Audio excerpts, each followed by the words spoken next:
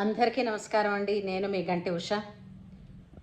నా మిత్రులకి, సబ్స్క్రైబర్స్కి, అభిమానులకి అందరికీ కూడా కృతజ్ఞతాభివందనాలు.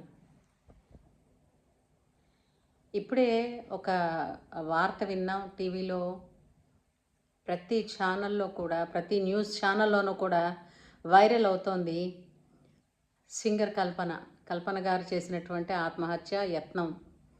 ఆమె నిజాంపేటలోని ఒక ప్రైవేట్ హాస్పిటల్లో ప్రస్తుతం చికిత్స పొందుతూ ఉన్నారు. గత 2 రోజులుగా ఆమె నివాస స్థలం నుంచి బయటికి రాలేదుట.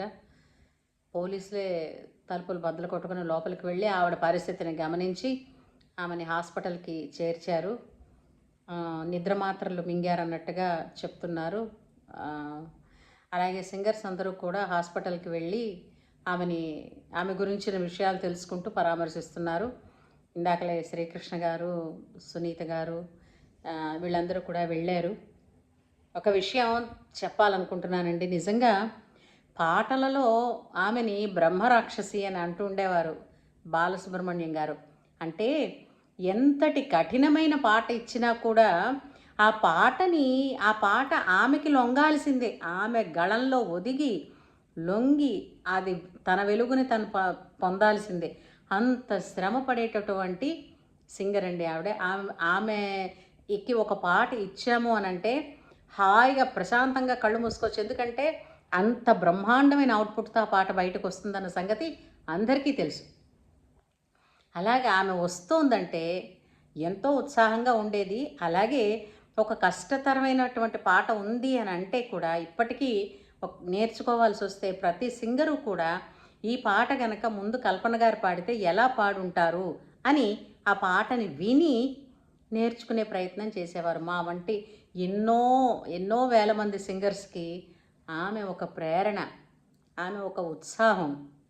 అలాంటిది ఎప్పుడు చూసినా ఈ ప్రోగ్రామ్స్లోని ఆమె బిజీగా ఉండడం, అంతేకాకుండా ఆ పాట పాడేటప్పుడు ఉండే ఉత్సాహం ఉంటుందండి.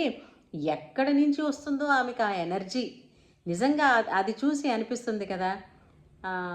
నిజంగా పాటను ఇష్టపడితే పాటను పాడాలంటే ఆమెలాగా సాధన చేయాలి అని అనిపిస్తూ ఉంటుంది. నిజంగా ఆమె ప్రముఖులైనటువంటి గాయనిమణుల మధ్యనే ఉన్నారు. అలాగే ప్రముఖ గాయకులైనటువంటి మన దివంగత బాలసుబ్రహ్మణ్యం గారి ఆశీస్సులు అందుకున్నారు. ఇన్ని అద్భుతమైనటువంటి గుణాలన్నీ ఉన్న ఆవిడ నవ్వే చాలండి. ఆవిడ నవ్వుతూ మైకు పట్టుకొని స్టేజ్ మీదకి వస్తే ఏ రోగిష్టికైనా సగం రోగం పోతుంది. అటువంటి ఆమె ఎందుకు ఈ పరిస్థితిలోకి వచ్చారో అన్నది చాలా బాధాకరంగా ఉంది. ఎందుకంటే మొట్టమొదటది న్యూస్లో హెడ్లైట్గా రాగానే దిగ్భ్రాంతి చెందాను నిజంగా.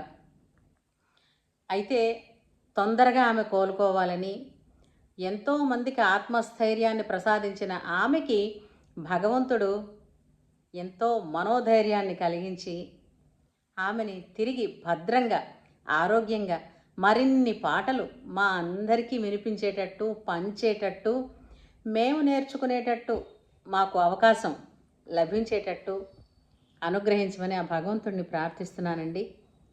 ఆమె శీఘ్రంగా చక్కగా తిరిగి లేచి ఆనందంగా తిరిగి తన ఇంటికి వచ్చి తన జీవితాన్ని ఆనందమయం చేసుకోవాలని, చేసుకుంటారని, ఆమెకు ఆ మనోనిబ్బరం అన్నది భగవంతుడు కల్పించాలని ప్రార్థిస్తూ, గాడ్ బ్లెస్ యూ